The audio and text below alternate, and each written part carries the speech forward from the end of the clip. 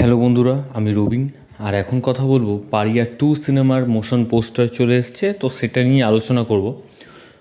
তো আজকে বিক্রম চ্যাটার্জির জন্মদিন, তো সেই জন্য এই পারিয়া 2 এর মোশন পোস্টার চলে এসছে। তো এই পোস্টারটা আমার কীরকম লাগলো, তো সেটা নিয়ে আলোচনা করব। তো এই পোস্টারের যে ভিডিওটা এসছে, তো দারুণ কিন্তু একটা পোস্টার করা হয়েছে। এরকম সচরাচর আমাদের এখানে মানে আমাদের বাংলা ইন্ডাস্ট্রিতে এরকম হয় না, এবং পোস্টারটাকে এতটাই সুন্দর ডিজাইন করা হয়েছে এবং পোস্টারটার মাধ্যমে কিন্তু গল্পটা বুঝিয়ে দেওয়া হচ্ছে যে কী হতে চলেছে। তো এইবারে বিক্রম চ্যাটার্জির রোলটা হতে চলেছে, সেটা হচ্ছে কালভৈরবের বাহন কিন্তু কুকুর। তো এবার কিন্তু শুধু কুকুরের ওপর বেস করে সিনেমাটা তৈরি হবে না। ফার্স্ট পার্টটা যেটা পারিয়াটা তৈরি হয়েছিল কুকুরকে কেন্দ্র করে, তো এবার কিন্তু পুরো পশু জগৎ বা গাছপালা, তো এই জিনিসটাকে নিয়েই এবার তৈরি হবে এই পারিয়া 2 সিনেমাটা। পারিয়া যেখান থেকে শেষ হয়েছিল সেখানকারও কিছুটা পার্ট মানে অংশ থাকবে, এবং তার সাথে এই যে কালভৈরব যে ক্যারেক্টারটা প্লে করবে বিক্রম, তো সেই ইয়েটাও কিন্তু থাকছে। তো এখানে শুধু কুকুর থাকবে না, পুরো পুরো প্রাণী জগৎটা থাকবে। এই পোস্টারটার মাধ্যমে সেটাই বোঝানো হয়েছে যে যে পোস্টারটা যখন ভিডিওটা আসছে, যে সূর্যর কালারটা একটু অরেঞ্জ কালার এবং তার মাঝখান থেকে একটা হেলিকপ্টার আসছে, এবং তখন সাউন্ডটা একটা হেলিকপ্টারের সাউন্ড হচ্ছে, এবং তারপর আস্তে আস্তে আস্তে আস্তে যত কালভৈরবের দিকে ক্যামেরাটা শিফট করছে, সেই তখন গিয়ে একটা মন্ত্রর মতন একটা গান মানে উচ্চারণ হচ্ছে মিউজিক দিয়ে। তো তারপর সেটা যখন হচ্ছে আস্তে আস্তে আস্তে আস্তে তার পেছন মানে এই কালভৈরব যে কুকুরটাকে উদ্ধার করেছে, তো তার তার সেটা দেখাতে দেখাতে তারপর একটা বিজিএম যাচ্ছে। তো দারুণ হয়েছে বিজিএমটা বা পুরো সিনটা। এবং তারপরে এই বিক্রম চ্যাটার্জির মানে কালভৈরবের রোলটা প্লে করছে, তার হাতে একটা বন্দুক যেটা দিয়ে এবং তার বন্দুক থেকে বুলেটগুলো বেরিয়ে তার গায়ে পেঁচিয়ে আছে, এবং তার বাঁ হাতে একটা বল্লভ, এবং তার পাশে একটা উল্ফ দাঁড়িয়ে আছে।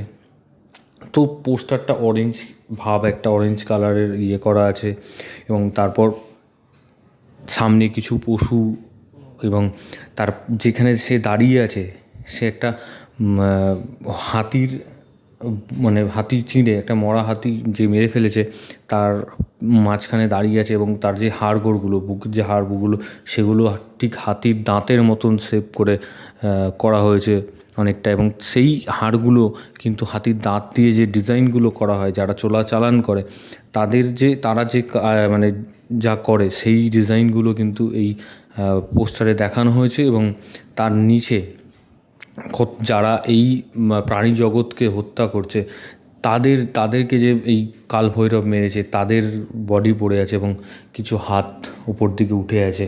তো এই রকম পোস্টার আমাদের পশ্চিমবাংলায় বা বাংলাদেশের কোনো ইয়েতেও আমার সেরকম নজরে আসেনি। তো পোস্টারটা দারুণ হয়েছে, এবং ভিজিএম বা এই যে যে হেলিকপ্টার আসছে তখন একটা তারপরে একটা মন্ত্র দিয়ে একটা মিউজিক হচ্ছে, তারপরে একটা বিজিএম হচ্ছে। তো দারুণ ব্যাপারটা, এবং বিক্রম চ্যাটার্জিকে অসাধারণ লাগছে এখানে। তো পোস্টারটাকে এত সুন্দর ডিজাইন করা হয়েছে, তারপরে এরকম ধরনের মানে এই ফার্স্ট পার্টটা যে সফলতা পেয়েছে, তারপরে অনেক বছর 2-3 পর আবার এইটাকে নিয়ে ভাবনা চিন্তা হবে যে হবে, তো সেই জিনিসটা কিন্তু এখানে ডিরেক্টর করেনি। তো এই সিনেমাটা পারিয়াটা রিলিজ হয়েছে, সফলতা পেয়েছে, এবং তার 1 বছরের মাথায় পারিয়া 2 এর কিন্তু অ্যানাউন্সমেন্ট হয়ে গেল।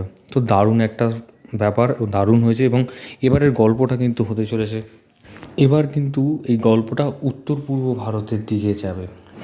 শুধু কলকাতায় শ্যুট হবে না, উত্তর পূর্ব ভারতেও শ্যুট হবে। এবং এবারে শুধু যেটা বারবার বলছি যে কুকুরকে নিয়ে হবে না, প্রাণী জগৎকে নিয়ে হবে। যে আমরা মানুষ, তারা নিজের স্বার্থ চরিতার্থের জন্য, তাদের জন্য যে পাখিদের আমরা হত্যা করছি।